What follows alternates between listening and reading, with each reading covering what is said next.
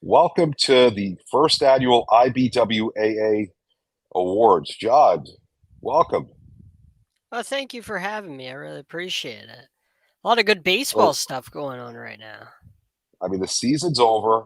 The O's won the AL East. The Cubs were 12 games over 500 and collapsed.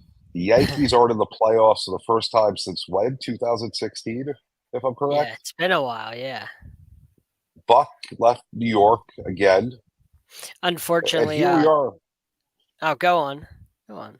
Oh, we're going to honor some great writers. In a bunch of different areas. We have Mark Armour, who's going to be around later for our Lifetime Achievement Award. If I could add something, and I know this is a little bit somber, but I just want to make sure I send, and all of us send our best to Tim Wakefield, his loved ones. I know it's like a little bit of a sad note, but Tim Wakefield was a great person, great ball player. He was one of the people that helped orchestrate one of the greatest comeback in MLB history for a postseason series. So I just want to make sure I threw a shout out to Tim Wakefield, the Boston Red Sox organization, because he was a great player, but also an even better person. So I just want to throw that out there Yeah, before you continue. Awkward very transition. sad news. No, Yeah, very sad news, and I'm glad you did bring it up. But we took a yeah. minute to give respect to his family, teammates, and friends, and wish everyone the best in this hard time. And it's a shame. But Oh yeah. let's talk about why we're here to honor some of the great people. We'll have Daniel Epstein, who's one of the uh, co-founder, the co-owners of the IBWAA, which is a great organization, which we help run the social media for. So tell us a little bit about the IBWAA, John, and what we do. Yeah, the IBWAA it honors and allows people to write articles and have voices. Um, and basically just, I mean, if you're a writer and you're interested in baseball, it gives you an opportunity and a platform to get your skill set out there. And that's what's so great about the IBWA. We're so happy to be partnered with them. We got a great show lined up for everybody tonight, so I'm excited. You know what? Let's not waste any more time. People don't want to hear us. They want to see who won the awards. And we have some great guests that are going to present the awards tonight. We're going to start out with the guy who played Arliss. He was in Cobb. He's been in so many great movies. I love the man. He's a honorary member of the IBWAA, huge baseball fan. Robert Wuhl. Robert, want to thank you for coming on the award ceremony tonight. And you're going to announce the general MLB Writer of the Year. But tell us a little bit about your love for baseball before we drop off. I'm a huge baseball fan. And I always have been. My three favorite sports would be baseball, baseball, and then baseball. I just love the poetry of it, the narrative of the season. If you like, narratives. I mean, it's a novel. Every season is a novel, and the chapters change between. The narrative changes between April and May, and it just goes on. It's a long season. It's just a great narrative, and also you can see it's one of the few sports where you can see fairly normal sized human beings doing great, amazing things. No, I just love maybe because my father played a little ball, and I just got this great love and appreciation of the game. I do want to follow up if I can piggyback on the Tim Wakefield thing. Yeah, for sure. In 1992, this is no, this is before Arliss. 1992, I guess because of Batman, they asked me to go on this show. My wife, one of these lifestyles of the crazy or whatever it was. And so I went with my wife and my dog, and we went to Cancun, and it was a celebrity thing. And among the other people who were there was Bruce Jenner, before Nate. He was there, and also Tim Wakefield, who was just coming off of the postseason with the Pirates. Now he's a kid; he's 25 years old at this time. I mean, he's just thrown two complete games in the World Series rooms, uh, and he's flown down to Cancun, and he don't know anybody. He's a kid. So my wife and I became his adoptive, I guess, chaperone parents, mentor, and so we took Tim everywhere. We went to the ancient the Mayan temples and everything. Tim and I, and so we started a relationship there. It's funny because we remember he was a 25-year-old kid, and then hearing this, Wow. you know, I just. By the way, while we're on it, Kurt Schilling, what a dick, huh? Hey, oh my God. He just outdoes himself every time. Every time he just one-ups himself on shitty things you can do. There are just certain people that, no matter what, just find themselves in that light and put themselves in that light over and over. And Kurt definitely fits in that particular way. No, we had Kurt on our list, and he was okay. I mean, this is he was fine. We enjoyed him, and I was like, but I don't know. It's like, but I mean, I forget the politics. What the outing of the guy with cancer? Really? Your former teammate. Yeah, but 2 days before he dies, 3 days before he dies. Yep. He calls you to say goodbye, and you go ahead and post the damn thing. It's just tone deaf. It's it's a shame. Yeah. Well, on that happy note, this is like the old great Ed Sullivan show, which is all before your time. But Ed Sullivan, that's where the Beatles were. That was the show, and he'd always introduce people in the audience before an act would come on. And one time he was going for saying, in the front row right here are these three people who came back from Korea, and they're veterans, and the whole front row is guys in wheelchairs. The whole front row. And he goes, let's give him a round of applause. Everybody applauds. He goes, okay, now let's welcome the comedy of John Biner. Hello. Hey. Wow. Anyway, so first of all, congratulations on the awards on the WAA. Congratulations. I mean, you're doing good work, and it's nice. Good for you. Oh, we got to thank Daniel and John. They're so great, and they do such a great job running the IBWAA. So we want to make sure we give them a shout out because without them, none of this is possible. They just do a great job running this. So wanted to shout them out. They really do. They're phenomenal. And without further ado, we're going to drop off the line and drop off the screen so you can give away the first award and we want to congratulate everyone that was nominated because it's an honor that, the people out there recognize your work. So thank you again, Robert, for coming in tonight, for doing this for everybody. And we'll be back in just a few moments after our first winners announced. So I guess I got to do this. So it's my honor to give out the award for the General MLB Writer of the Year. The nominees are written over there if you see my eyes going. And the nominees are, and please forgive me if I misspell your name and mispronounce your names. I don't do it. Ben Abel for Here's the Pitch. Chris Clegg for the Dynasty Dugout and the Tool Shed Podcast. Michelle Frost for the Kept Faith. Sam Dazjak, I hope I got that right, Sam, for RIP Baseball. Jeff Kalman for Throneberry Fields Forever.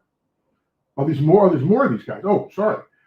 Eric Katz for Belly Up Sports. Nate Miller, Sports Relay. Bill Pierce, SABR. Jared Perkins, that's Saber, of course. Jared Perkins, Just Baseball. Prospects Live. Behind the Scenes, Dan Schlossberg, Here's the Pitch, and Forbes Sports Money. Okay, so those are the nominees. Congratulations. And how do I find out who won? I don't have the winner. Oh, here we go. The winner of the year is Chris Clegg.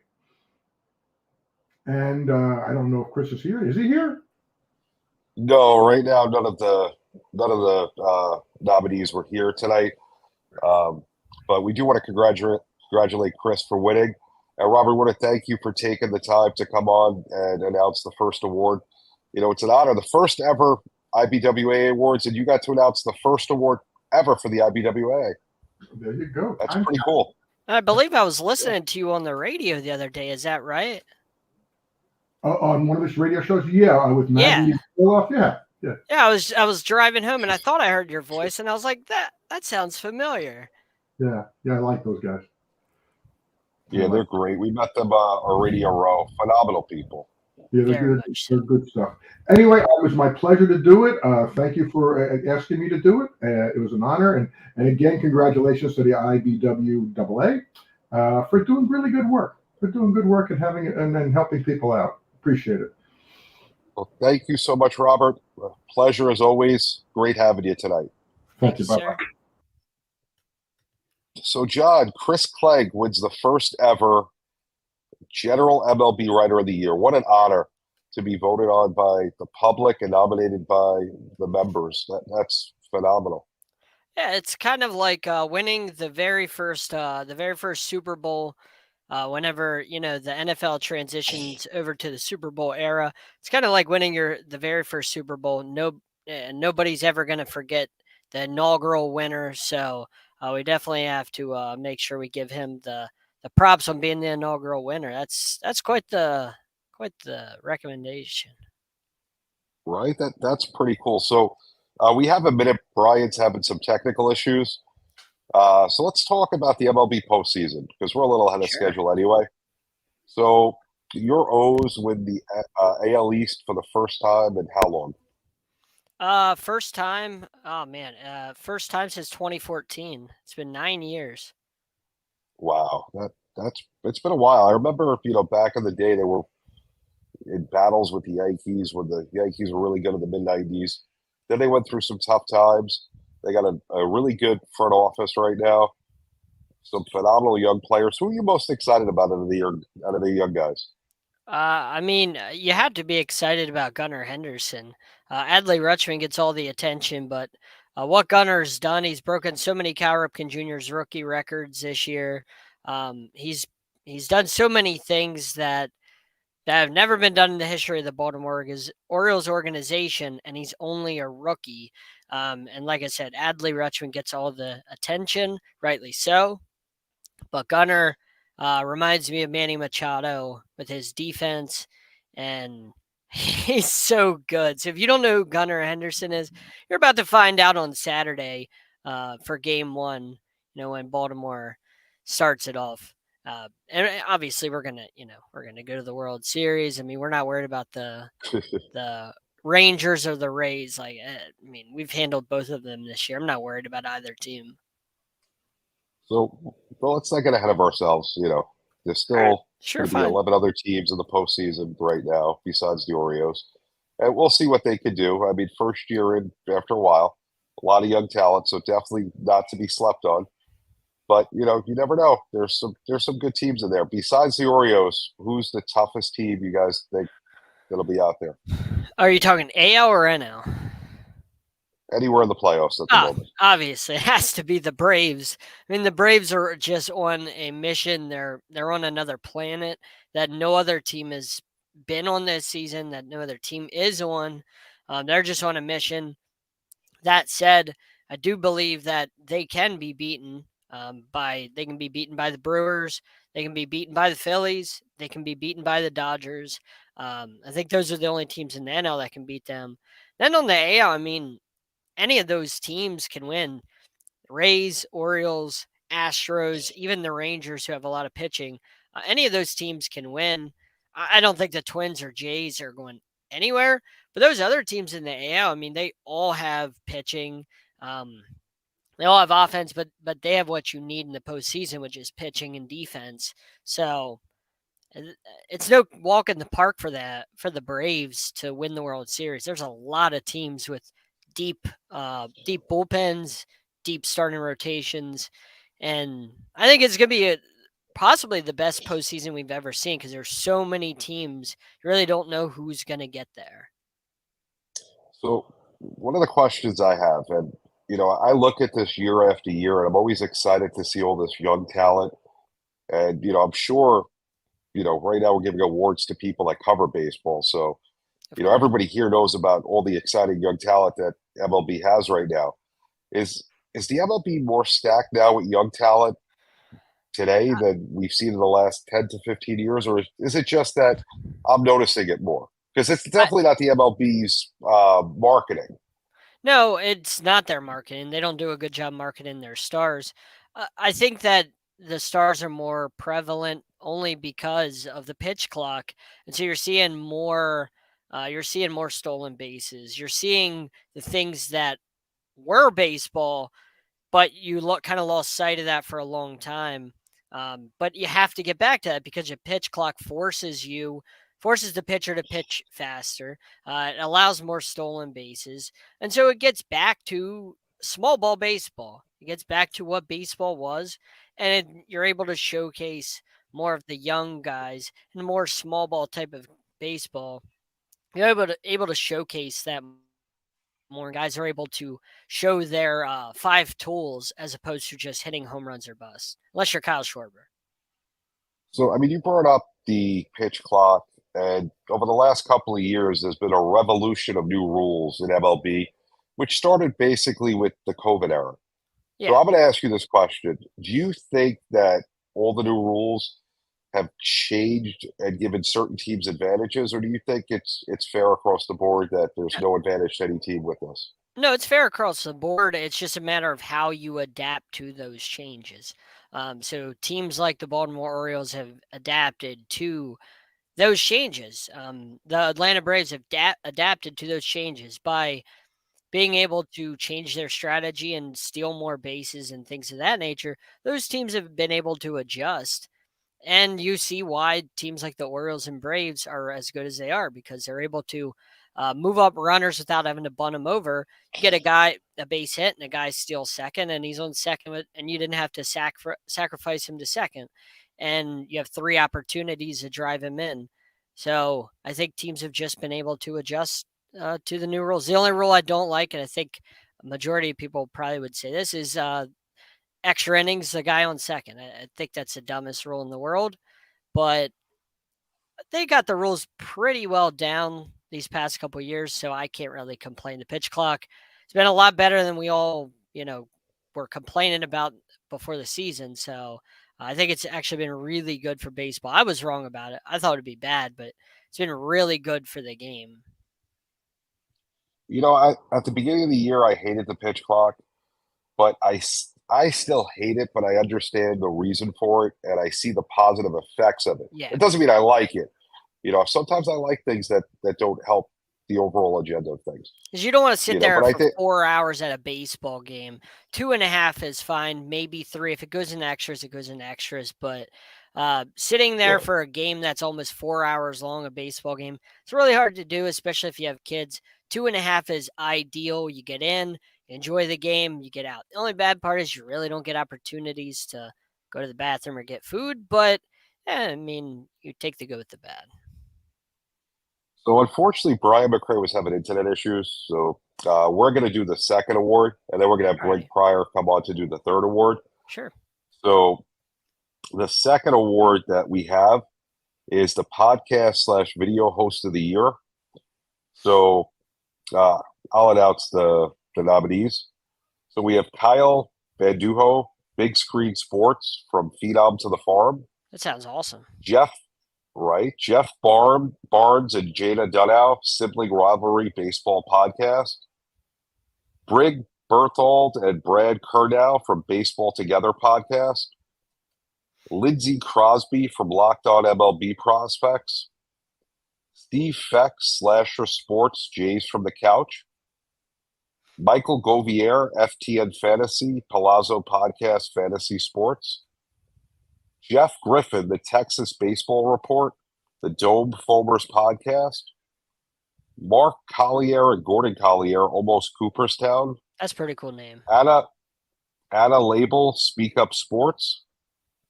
Joe Orico, Fantasy MLB Today Podcast. And Jared Perkins, Just Baseball Prospects Live, Behind the Scenes.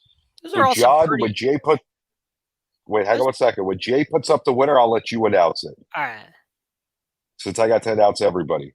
All right, the 2023 IBWA podcast/video host of the year winner, Jeff Barnes and Jana Dunow. Congratulations. Wish we had some applause music, like fake applause. So that was one of the names you said was pretty cool. Sibling Rivalry Baseball Podcast. Yeah, But all great shows. These are all great names. Seem like great people. I always love the Locked On Sports. Those are always great. A lot of familiar names in here. Just a lot of people that work really hard at their craft. So, but congratulations to Jeff and Jana on your victory. Really happy for you. And even if you didn't win, that's not any slight to you. We know everybody here works really hard on their craft. Unfortunately, you saw how many people were nominated. You're all great at what you do, but there can only be one winner. So congratulations to everybody for being nominated, and congratulations to Jeff and Jana for winning. Really proud of you guys. Without further ado, we're going to bring our next guest, though. This guy has played in two of the greatest games that I remember. The Pine Tar incident, and one I don't really remember it because I was a little too young, but I'll let him tell us about it. And he's doing some great things right now as well. We got Greg Pryor coming in. Hey, Greg. Welcome, Greg. Hey, wait, I'll give you an applause from all of my family in the background here. Well, first of all, we want to say happy birthday to you. We know it's your birthday tomorrow. We appreciate you taking a couple of minutes to step in and to present an award. Yeah, I'm just going to say I'm in my 70s now, so everybody knows how long ago I played. But I'm out here in California, Palo Alto specifically, celebrating a lot of things. I just like to make note to all the listeners out there. My son-in-law, my oldest daughter, husband, he just became a lieutenant colonel last night at midnight.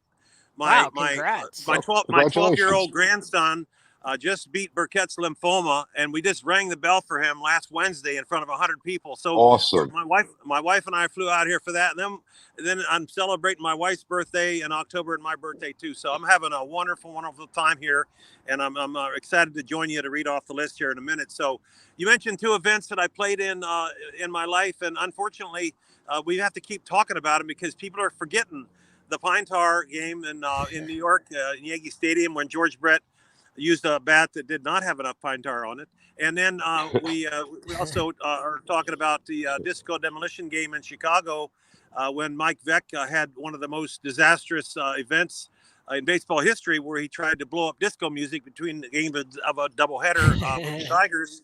I was a shortstop in the first game, and I thought the stadium was more like Woodstock in '69 than a baseball was there, because there were so many rock and rollers in the stands that we thought we didn't even know we were playing baseball almost. So, yeah, those are two events, and I just happened to be in them. I played in the World Series in 1985. Got my ring on today, showing everybody. Wow. And, I'm excited to be here to help you with your show, and JB and Sideline Sports Network. So, JB Greg, Ellis, tell us a little bit about. JB, yeah, go ahead. No, tell us a little bit about what you're doing with your charity as well. Well, you know, I was in a charitable event. We played. It's not a Guinness Book of World's Records for the longest baseball game ever played, and that was August 31st to the 4th in North Kansas City, Missouri. Anybody that cares to know about the longest baseball game in history, as ranked by Guinness, can go to endlessgame.org, endlessgame.org, to check that out. Awesome. Well, definitely take a couple of minutes to look that up. Yeah, and then my wife and I started a health and nutrition company back in 1994 called lifepriority.com, and we're still rolling after 30 years because we have products that really help people feel better and can help you live a healthier life. So go to lifepriority.com and check our website out there, and be glad to help you. Lifepriority.com. For sure. Great stuff. So, and Greg, we're going to drop off. Let me plug my book real quick. Sure.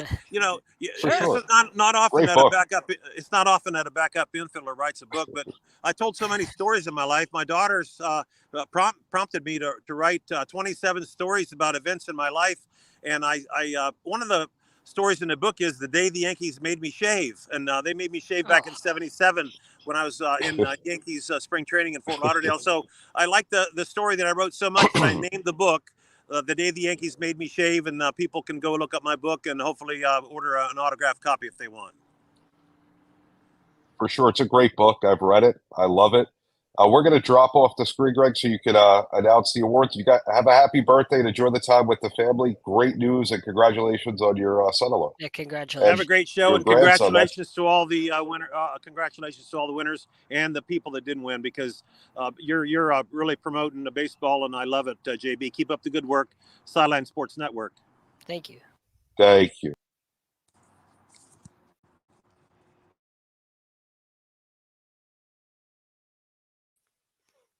I think Greg didn't know that we were having him announce the winner. Okay, so I'll read them again. Don't worry. I thought So that's the what he next thought. award, no big deal. It happens. Live shows, guys. Oh, he's back. Hang on. Greg, you there?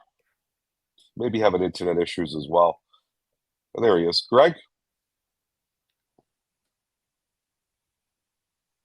I don't think his Wi-Fi is working very well. Yeah, California Wi-Fi. he's there but not there. You see, guys, live shows. If you're not in the podcast category, if you're in the writing category and never done a podcast, and you ever do a live show, you'll see that there's all sorts of fun things that can happen. You just got to roll with it and make the best of it. We're like the You know, but Orioles. We we do, overcome adversity. but we do appreciate the great guests we've had tonight. Robert Wuhl, Greg Pryor, Brian McRae. Unfortunately, couldn't make it due to the Wi-Fi issue. But without further ado, let's get to the next award. It's the Prospects Minors College / Amateur Writer of the Year. So the nominees are Wade Cavadi, the D2 Report newsletter, Benjamin Chase, Here's the Pitch Roto Bowler, Video Baseball Scout, Lindsey Crosby, Locked On MLB Prospects, Preston Farr, Royals Review, and Anna Labille, Speak Up Sports. And without further ado, John, who's the winner? Without further ado, I'm waiting for the winner. Without further ado, Lindsey Crosby, no relation, I assume, to Sidney Crosby. Congratulations, Lindsey Crosby, 2023 IBWA Prospects Minors College Amateur Writer of the Year winner, Lindsey Crosby. Locked on MLB Prospects. Congratulations, Lindsey. Wow, John. So we've given out 3 awards so far tonight. It feels pretty good. Now I know what right? now I know what they feel like when the NFL Honors gives out awards and things like that. I kind of like this. This makes me feel really good. And not only are we giving away awards, these are historic awards, the first ever IBWAA awards. So I mean, I've been a member for a few years. You know, it's a great organization. It gives people a chance to get their work out there. You know, we have a great Twitter following that keeps growing. We share each other's work on there. And these aren't just anybody. Like, if you look at the names that we're telling you that these people are associated with, like, these are legitimate places. Locked On, like a lot of these places, like, they're legit places that if you know baseball, if you know the baseball writing community and media writers, and these are legit places. So these aren't just anybody. These are really good writers. So It goes to show you who you associate with when you join the IBWAA. You could be part of this community and get to have your work out there and get opportunities. You got to be really good to win these awards. So I mean, these are all great candidates. Yep. So let's get to the next award, because we have the Phenomenal Lifetime Achievement Award to get to. We got Daniel sitting in the background waiting to tell us more about the IBWAA. So let's get over to the Team Coverage Writer of the Year. So the nominees for the Team Coverage Writer of the Year are Howard Cole, Off Base with Howard Cole, Julian Gilarte, Dugout Station, Latino Sports World, Baseball Network, Josh Jacob, Redbird Grants, Redbird's Rundown Podcast, Cade Kistner, Foundation, SI Now, Baseball Essential, Jordan Lazowski, Sox on 35th, Diamond Digest, Grant McCauley, 92.9 The Game, Locked On Sports, Atlanta Battery Power, Kevin O'Brien, Pitcher List, The Royals Reporter, Larry, the GM, Paul Semeniger, Here's the Pitch from Compton to the Bronx, Eric Truden, Jay's Journal, Joe Underhill, Here's the Pitch, Al Yellen, Bleed Cubbies Blue, That's a pretty cool name. right? They have some great nominees in this category. I Oh actually yeah. read a lot of these writers pretty frequently, so I'm excited to see who wins this one. John, you tell us who wins. I like you telling us the winners. All right, the 2023 Team Coverage Writer of the Year winner, Grant McCauley. Congratulations, Grant, on winning this prestigious award. We're very happy for you, very proud of you. So many great candidates in the long list that JB just mentioned. I enjoyed JB reading off the names because it's enjoyable for me reading these names. But congratulations, Grant. 92.9 The Game, Locked On Sports Atlanta, and Battery Power. That's 2 Locked On that have won awards tonight. So congratulations to the Locked On team. 2 awards won. I assume they're separate, the Locked On, Lindsay and Grant, but 2 Locked On people won awards tonight. So that's pretty impressive. Yeah, so I mean, phenomenal nominees. Congratulations to everybody. It says a lot about your work that you were nominated. And congratulations to the winners. I mean, you guys have done a great job. And, we have one more special award. And before we bring our winner on, I want to bring on one of the directors of the IBWAA, Daniel Epstein. Daniel, welcome to the show. Welcome. Hey, guys. So, first of all, I want to say what a great job you and Jonathan do. Phenomenal organization. We're proud to be part of it. Tell everyone that may not know about the organization. Oh, thank you. I appreciate the kind words.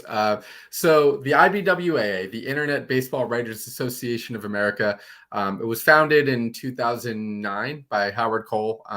My partner, Jonathan Becker, and I took over from him in 2020. And we have more than 800 members, which span the gamut of any kind of baseball content creation. We've got people who are professionals, where this is their what they do for a living, and including some very well-known names. People who are maybe semi-pro, and people who just write their own blog from time to time, and everywhere in between. And all of them are equal as members. And what they have in common with the IBWAA is that we do everything we can to just try to promote and build up their work and uplift our members however we can, whether that's promotion on social media, whether that's giving people a paid writing opportunity on our newsletter, Here's the Pitch, whether it's voting on some of our awards, like we do postseason awards for players. We do our own Hall of Fame voting. And of course, now we do our first ever Content Creator Awards, where people were able to, or our own members were able to nominate who they felt was worthy of some of these awards. And then they were open up for a public vote for anyone who wanted to vote on them. And we had over 1,000 votes for these awards. And you've heard the first 4 winners tonight. So, I mean, the last award was the Lifetime Achievement Award. When we spoke about this when we were planning, we had given you and Jonathan the task of finding someone that you felt embodied what the IBWAA needs.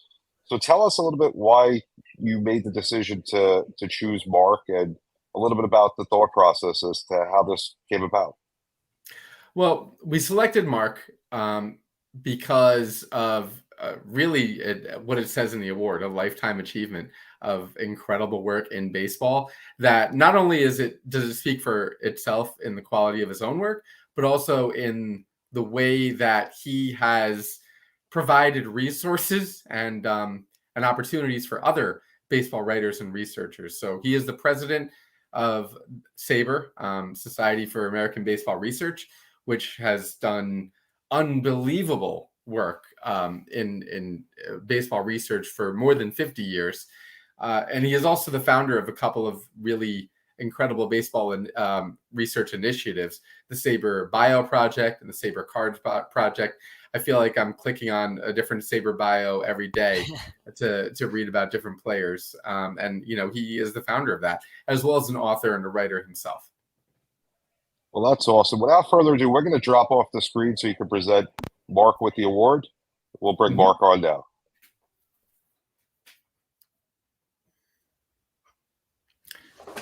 Mark, good evening. Hey, Dan, how are you?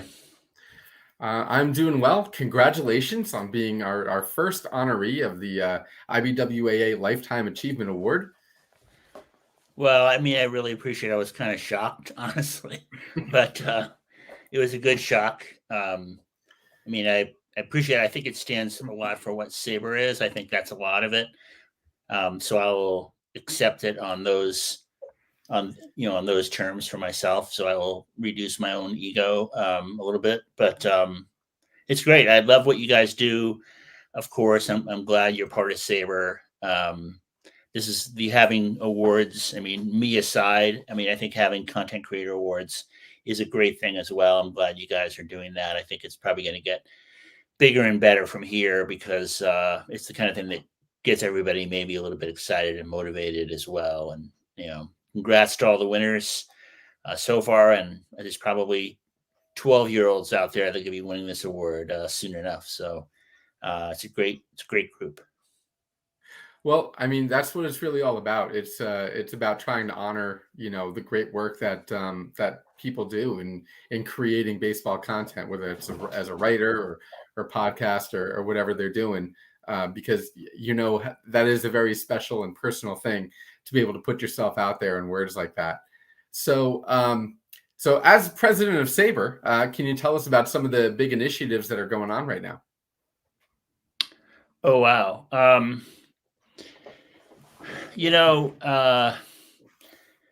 Let's see. Well, there's always new things, and many of them I'm not involved in. I mean, I'm on the board, I'm president of the board, and a lot of the execution of these initiatives is being done by, Scott Bush, who's our CEO, and the staff. So probably the biggest things we've done in the past, couple of years is we've got a local grant initiatives where different local groups can apply for money and put up things like plaques on old ballparks or things around the country that might be in your area. We have a brand new certification course that we started a couple of years ago, and we've got 3 of those now, 3 levels of those. So if you ever want to, it's especially geared for people that want to work in a front office someday. So people younger than me. But I recommend it. It's actually the first course sort of teaches you sort of rudimentary sabermetrics, that Bill James, would have used. And then up to the third course, you're actually programming in R and using databases. But I think it's set up so that any smart person could probably figure out how to do it. I mean, if you've, graduated from high school and gone through college, that you can probably figure out how to program in R. It's a pretty easy way in. We've got lots of writing stuff that's always going on. The bio project, which you mentioned I started, but it's going great guns without me. I think that's the thing I'm most proud of, is that I created a structure that survived. It didn't need me anymore. And that's, they're putting out a lot of stuff. There's a lot of books coming out centered on biographies still. The baseball cards group is, of course, fantastic. And it's kind of more a community than a lot of the other things that Sabre does. It's even spread outside of Sabre. There's a lot of people that are sort of part of the group that need to be coerced into joining Sabre, sort of one person at a time. But it's a huge. When I started that, I will tell you that I was kind of in a funk a little bit about everything, all of my baseball stuff being pretty serious and academic. And I said, well, this is just a lark. This is kind of a fun little thing. I love baseball cards. And lo and behold, so did everybody else. I was really surprised that I was not unique and special, but actually there are thousands of people that thought, wow, this is what I didn't know Sabre did, cool stuff like this. And anyway, it's really cool. And the people that have running it now have sort of ran with it, and it's even bigger and better than ever. So I think it's a good mix of sort of, there's stuff if you want to do writing that's, rigorous and footnoted. Sabre has that, but they also have blogs as well that people can write and get sort of instant feedback, and start conversations about sort of the more fun things that you like to do as well. So I think there's a way into Saber for everybody, no matter how you fit in on the fun / serious scale. I think that there's a place for you. I agree. The longer that I've been involved with facilitating the IBWAA, and it's been more than 3 years now, the more I realize how broad baseball is. At first, for many people, it's, okay, you understand there's MLB and maybe you follow a team or what have you, but there are some people who write about MLB in general, some who write about just one team specifically, some who write about one aspect of one team, like, maybe they're minor leaguers, or maybe some who are writing about just, like ACC baseball, or, baseball in Australia, or baseball in the high school baseball in the county they live in wherever they are.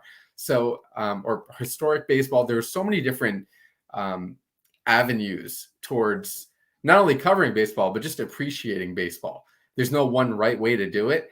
And, I've learned in the IBWAA that, just seeing other people's work, that is a much larger universe of possibilities than I had even previously recognized.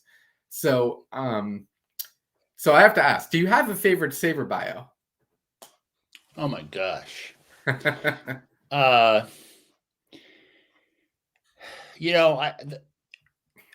One that I really like, and I'm a little bit prejudiced because I know the writer Jan Finkel, who used to be one of the main editors on the project, and he's retired from it now, deservedly.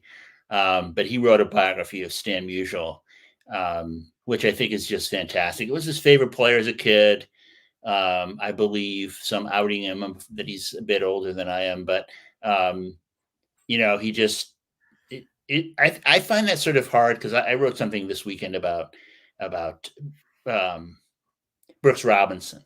And I find it sort of challenging to find something to write about someone like Stan Musial, because he had no controversies. No one ever said a bad thing about him. He never said anything bad about anybody else. He's not like Reggie Jackson. There's always a way to talk about Reggie Jackson. But Stan Musial, he just made Stan Musial just come to life in a way that just sort of made me sort of proud about the project. So that's one I would recommend. It's really concise, and you can write 10,000 words on somebody too. And I think there's a skill in saying, you know what, I'm going to write this in 3,500 words, and I'm going to make you appreciate this player. I don't need to tell you what he did in 1956 and then what he did in 1957. I mean, there's ways to sort of make the guy sing. If a guy played 4 games, then yeah, you have to talk about all the games. But for Stan Musial, there's a skill in making it concise. So that's, if I was to pick out one, gun to my head, Stan Musial by Jan Finkel. That's excellent. I love just wandering around on Baseball Reference or whatever, and finding a random player page, and then clicking on the Saber Bio Project link to that, and then just reading about a person's life that maybe I'd never even heard of before. I mean, sometimes it's a famous player like Stan Musial, Hall of Famer, or sometimes it's somebody that was much more obscure. And again, there's thousands of words written there about this person's whole life, which is really a fantastic resource, whether you're investigating it as a writer, or just as a fan, or somebody who's interested and just wants to learn about the history of the game. So that is a fantastic project that you've created there. Well, I think if there's a sort of common theme in Saber, and some of include some of the words that you said, is that sort of everything is important, right? If somebody, this is one thing we talked about in the Bio Project at the beginning. We had to start with the first bio and the second bio and the third bio. And the first, somebody would say, I want to write Hank Aaron. And somebody else would say, I want to write about my second cousin that played 4 games for the Browns. And both of those things are equally important to us. I mean, at the end of the day, I mean, Sabre economically, we want more people to go to the site, more people to read Aaron's. I'm sure that if you write this bio about some guy that played 4 games for the Browns, I think that we could probably, I can't do it, but the people in the office could probably say, like, the last time that bio was accessed was in 2019 or something, because, no one, it's less likely that somebody's going to stumble across that. Jackie Robinson is our most read bio every year. I get the stats from Jacob in the office, and it's like Jackie Robinson is always the king, which is fine. That's great. But from the management of the project standpoint, and again, I've been out of it for 7 years, but it's still this way that everybody's sort of the same, and I loved reaching a point in the early days. We had 3% of the players. So when you stumbled across a bio, it was really on Baseball Reference. It was really cool. And then eventually past the point where someone would say, I can't believe that you don't have a bio on, Felipe Alou or something, because it reached the point where I think the majority of the players you've heard of that played, 20 years ago or further back, most of them, not all by any means, but most of them have bios. And then the percentage gets lower once you get in, the more obscure you get in terms of, the guys that played, less than 100 games, we probably only have, 10% of those, but it's all based on interest. I just checked. You do have a bio for Felipe Alou, just in case anyone was interested. But Mark, thank you so much for your career and for accepting this award as a highly deserving winner of our Lifetime Achievement Award. It's great. I mean, like you said earlier, I mean, there's so many ways to love this game. And when I looked at the nominees for the 4 awards you gave tonight, I mean, that sort of tells that story, right? I mean, there's people writing very specific. They've got a very specific niche that they're writing about. It might be a team, or they're talking about. I don't know. I kind of feel like if everybody had a hobby or a passion like we have, doesn't matter what it is, that we'd all it would be like a safer place for us. No one's out causing trouble. They're just blogging about the Rays. That's a safe hobby. So. Well, I don't know. I've seen some blogs cause some trouble before in their own right. Yeah, I mean, I know. And as soon as I said the words, I knew that there are exceptions to everything. Well, anyway, again, Mark, thank you. Congratulations. Appreciate you coming on and accepting the award. And we'll turn it back over to JB and John. Thank you, Dan. I would argue, JB, that talking about the Rays is trouble. I mean, a team that finishes second in the AL East, like, what is that? We can't hear you, JB. It's because the Yankees are out of the playoffs. That's why we can't hear them. Because I mean, why would we need to hear that? Wow. So, Daniel, before you drop off the line, and Mark, I just want to congratulate you again. I think it's a great honor. We're glad that you were able to get the first Lifetime Achievement Award. You've done some great things, and proud that you won the award. Daniel, before we let you go off screen, tell us what's next for the IBWAA to people that are watching and aren't as familiar with the organization. Well, the biggest thing that is up next is we have a deadline coming up for people to vote in our postseason player awards. People can vote for the IBWA version of the MVP, Cy Young, Rookie of the Year, Manager of the Year, Reliever of the Year. And that voting is open only to IBWAA members, as it is every year. And it closes right before the first pitch of the first playoff game. So if you are an IBWAA member, please don't forget to fill out your ballot. You can check your email for an update going out tomorrow with the voting link once again. If you're not a member and you're interested in becoming one, so you can participate in things like this, we are open to everyone. If you think, well, I'm not sure if what I do counts, it absolutely does. If you think that you're an IBWAA member, then so do we. That's one of the things that has always been most appealing to me about the association. So if you are interested in more information about us or possibly joining, check us out, IBWAA.com, and we are happy to have you. Well, thank you guys so much. Mark, it was a pleasure. Daniel, thanks for taking the time to come on tonight. Thank you, guys. I think the first award show was phenomenal. I can't wait for year 2 to see who's up and nominated. Thank you very much, guys. Good night, So, all. John, let's Congrats, Mark. Good night, Mark. Let's close out tonight's show. We got the playoffs starting in a couple of days. I think this was the perfect time for the award show. I mean, The season ended a few hours ago. You know, we're all excited for the playoffs. We want to talk baseball. And what better to see the people honored for their hard work? And this is so let me ask you this. Do you like the 1-game playoff, or do you like this 3-game playoff where there's no days in between? It's the same time I looked at the times. Each day it's the same time. So the Rays and Rangers will play the same time Tuesday, same time Wednesday, same time Thursday. All the games, whoever's the better seed has it's all home games. There's no travel. Do you like it this way, or do you like it the 1-game intense playoff where, it cut 162 games and it comes down to 1, or do you like the best of 3? I like the 3-game series. 162 games for 1 game is a fluke.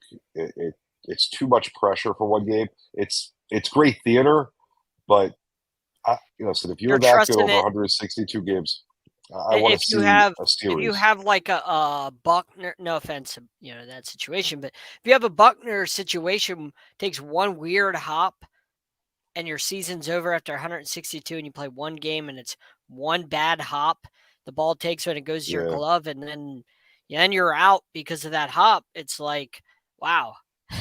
Came down to 1 game. It's a hard thing to swallow. A bad hop killed our season instead of a best of 3 or best of 5, whatever round you're in.